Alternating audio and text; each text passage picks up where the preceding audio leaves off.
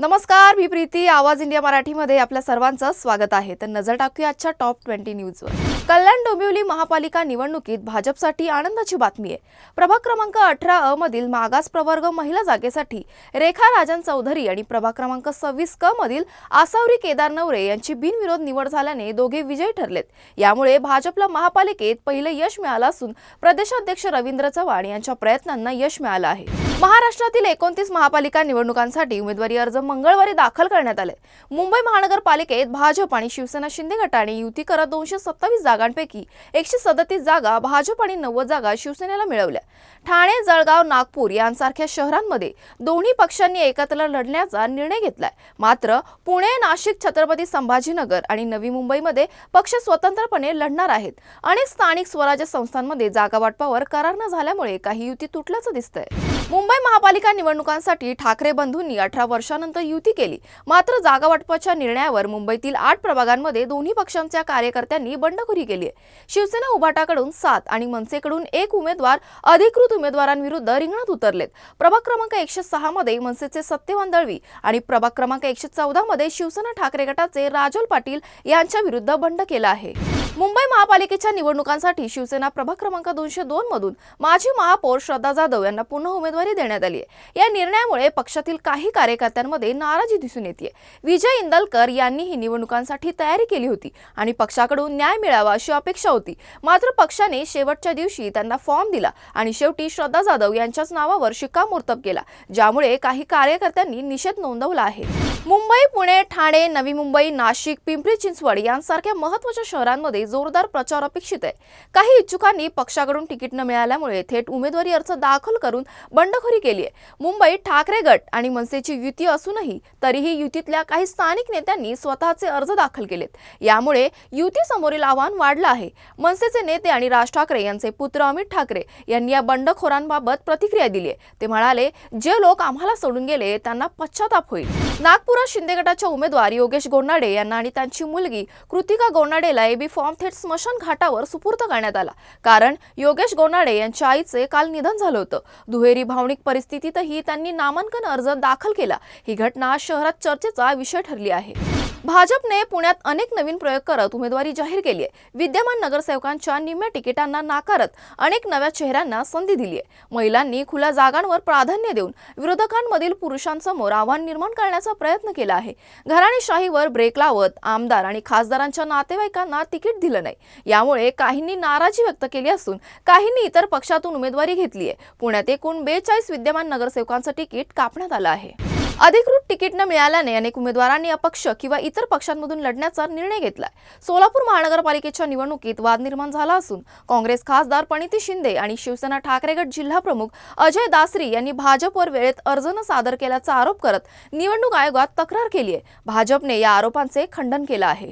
छत्रपती संभाजीनगरमध्ये काँग्रेसच्या माजी महापौर अब्दुल राशीद खान यांना शिवसेनेकडून उमेदवारी देण्यात आल्याने पक्षातील अंतर्गत कलह पुन्हा स्पष्ट झालाय. अंबादास दानवे यांच्या पुढाकाराने रशीद मामू यांचा शिवसेनेत प्रवेश झाला, तर चंद्रकांत खैरे यांनी खुल्या अपेक्षाने तिकीट देण्यास विरोध दर्शवला. त्यांनी रशीद मामूंना तुम्हाला उमेदवारी मिळणार नाही असा इशारा दिला होता. माजी आमदार सचिन अहिर यांनी मुंबई महापालिकेच्या सध्याच्या राजकीय परिस्थितीवर भाष्य करताना म्हटलंय की भाजप मुंबईचा महापौर हिंदी भाषिक बनवण्याच्या प्रयत्नामध्ये आहे. ठाकरे बंधू एकत्र का आले ते सांगण्याचं काम आम्ही केलंय. सध्या मुंबईला वाचवणं ही आमची प्राथमिकता आहे. मुंबईची जनता सर्व पाहते आणि त्यांना योग्य धडा शिकवल्याशिवाय राहणार नाही असं सचिन अहिर यांनी म्हटलं आहे. सांगली, मिरज आणि कुपवाड महानगरपालिकेच्या निवडणुकांसाठी भाजपने 74, राष्ट्रवादी अजित पवार गट 33, राष्ट्रवादी शरद पवार गट 22, काँग्रेस 34, शिवसेना एकनाथ शिंदे पक्ष 65, शिवसेना उद्धव ठाकरे पक्ष 32, मनसे 3, राष्ट्रीय समाज पक्ष 10, जनसुराज्य पक्ष 3 आणि आरपीआय 1 उमेदवार उभे केले आहेत. अर्ज भरण्याच्या दिवशी अनेक ठिकाणी फटाके आणि उत्साहाचं वातावरण पाहायला मिळालं. काही प्रभागांमध्ये महायुती आणि महाविकास आघाडीतील उमेदवारांमध्ये तसेच मित्रपक्षांमध्ये नाराजीची लाटही पसरली आहे. वर्षाच्या शेवटच्या दिवशीही देशाची आर्थिक राजधानी मुंबईत हवेची गुणवत्ता चिंताजनक आहे. शासकीय एअर क्वालिटी इंडेक्सनुसार हवा गुणवत्ता निर्देशांक 133 वर आहे, तर काही खासगी ॲप्सवर हा आकडा 265 पर्यंत दाखवला जातोय. विशेषतः बीकेसी आणि बांद्रा भागात AQI 175 पर्यंत पोहोचला आहे. लाडकी बहीण योजनेत मोठा गैरप्रकार उघड झालाय. RTIने उघड केलेल्या माहितीनुसार 12,915 पेक्षा जास्त सरकारी कर्मचाऱ्यांनी नियमबाह्यपणे दर महिन्याला 1,500 रुपयांचा लाभ घेतलाय. यामुळे योजनेतील अपात्र लाभार्थ्यांची संख्या आता 1 लाखांहून अधिक झाली आहे. सध्या सरकार अर्जाची छाननी करत असून निकषात बसणाऱ्या अर्जांचीच मान्यता दिली जाणार आहे. आळते ग्रामपंचायतीतील काही विकास कामे अद्याप सुरू न झाल्याबाबत महाविकास परिवर्तन आघाडीच्या सदस्यांनी प्रश्न उपस्थित केलेत.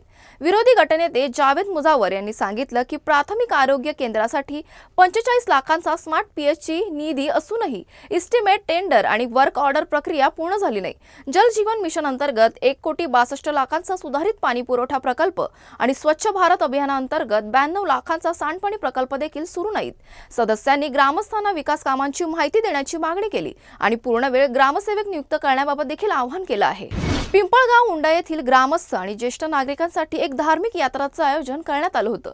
या यात्रेचं नेतृत्व मैत्री ग्रुपचे अध्यक्ष सागर गवास यांनी केलं होतं. या यात्रेसाठी आमदार रोहितदादा पवार यांनी मार्गदर्शन केलं होतं. यात्रेत पिंपळगाव उंडा गावचे नागरिक पंढरपूर, अक्कलकोट, तुळजापूर, येरमाळा तसेच इतर प्रमुख देवस्थानांची दर्शन घेण्यासाठी गेले होते. या यात्रेमुळे गावातील ज्येष्ठ नागरिकांना धार्मिक अनुभव घेण्याची संधी मिळाली आणि समाजातील ऐक्य आणि धार्मिक भक्तीला बळकटी मिळाली आहे. मुंबईत 31 डिसेंबर आणि 1 जानेवारीच्या मोठ्या नववर्ष सेलिब्रेशनमुळे प्रवाशांची गैरसोय टाळण्यासाठी मेट्रो 1 मध्ये 28 अतिरिक्त फेऱ्या चालवल्या जातील. उशिरा प्रवास करणाऱ्यांना यामुळे सोयीचं होईल. याचबरोबर दक्षिण मध्य रेल्वे 1 जानेवारीपासून नवीन वेळापत्रक लागू करणार आहेत. यात जनशताब्दी एक्सप्रेस आणि हिंगोली मुंबई जनशताब्दी एक्सप्रेससह काही गाड्यांच्या येण्याच्या आणि जाण्याच्या वेळांमध्ये बदल करण्यात आलेत. रेल्वे प्रशासनाने प्रवाशांना प्रवासापूर्वी वेळापत्रक तपासण्याचं आवाहन केलं आहे. नववर्षाचं स्वागत करण्यासाठी लष्कर आणि डेक्कन जिमखाना परिसरात आज सायंकाळी 5 वाजल्यापासून वाहतुकीत बदल करण्यात आलाय. महात्मा गांधी रस्ता, फॉर्ग्युसन रस्ता आणि जंगली महाराज रस्त्यावर गर्दी लक्षात घेऊन हा निर्णय घेण्यात आलाय. रात्री 12 वाजेपर्यंत शहरात जड वाहनांना प्रवेश बंद राहणार असून मद्यप्राशन करून वाहन चालवणाऱ्यांविरुद्ध कडक कारवाई केली जाईल, असं पोलीस उपायुक्त हिमंत जाधव यांनी सांगितलं आहे. भारताने जपानला मागे टाकत जगातील 4थ्या मोठी अर्थव्यवस्था बनली आहे. सरकारच्या मते सध्या भारताचा GDP 4.18 ट्रिलियन अमेरिकन डॉलर आहे. असा अंदाज आहे की 2030 पर्यंत भारत जर्मनीला मागे टाकून 3ऱ्या स्थानावर जाऊ शकतो. आर्थिक वर्ष 2025-2026 च्या दुसऱ्या तिमाहीत भारताचा वास्तविक GDP 8.2% वाढला आहे. हे मागच्या 6 तिमाहीतील सर्वाधिक दर आहेत. मजबूत देशांतर्गत मागणी आणि आर्थिक सुधारणा यामुळे भारत वेगाने प्रगती करतोय. जागतिक स्तरावरही भारताच्या विकासाबाबत आशावाद आहे. जागतिक बँकेने 2026 साठी 6.5% आणि मूडीजने 2026 आणि 2027 साठी 6.4 ते 6.5% वाढीचा अंदाज वर्तवला आहे. G20 देशांमध्ये भारतच सर्वात वेगाने वाढणारी अर्थव्यवस्था राहणार आहे. तिरुवनंतपुरम येथील ग्रीनफील्ड आंतरराष्ट्रीय स्टेडियमवर झालेल्या अंतिम T20 सामन्यात भारताने श्रीलंकेला 15 धावांनी पराभूत केले. हरमनप्रीत कौरच्या अर्धशतकाच्या जोरावर भारताने 176 धावांचं लक्ष्य ठेवलं. प्रत्युत्तरात श्रीलंकेला 160 धावांवर रोखलं. या विजयासह भारतीय महिला क्रिकेट संघाने मालिका 5-0 ने जिंकली आहे. अभिनेत्री रश्मिका मंदाना आणि विजय देवरकोंडा यांचा साखरपुडा 3 ऑक्टोबर 2025 रोजी हैदराबादमध्ये खासगी पद्धतीने पार पडला. फक्त कुटुंबीय आणि जवळचे मित्र उपस्थित होते. मिळालेल्या रिपोर्टनुसार दोघांचे लग्न 26 फेब्रुवारी 2026 रोजी राजस्थानमधील उदयपूर येथील एका हेरिटेज पॅलेसमध्ये होणार आहे. तरीही दोन्ही कुटुंबांनी अद्याप अधिकृत घोषणा केली नाही. अशाच महत्त्वाच्या बातम्या बघण्यासाठी पाहत राहा आवाज इंडिया मराठी.